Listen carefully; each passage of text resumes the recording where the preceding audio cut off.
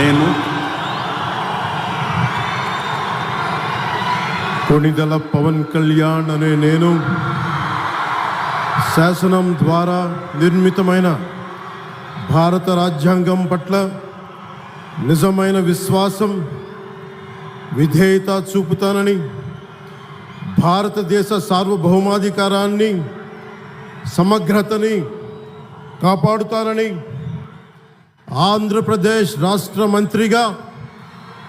నా కర్తవ్యాలను శ్రద్ధతో, అంతఃకరణ శుద్ధితో నిర్వహిస్తానని, భయం కానీ, పక్షపాతం కానీ,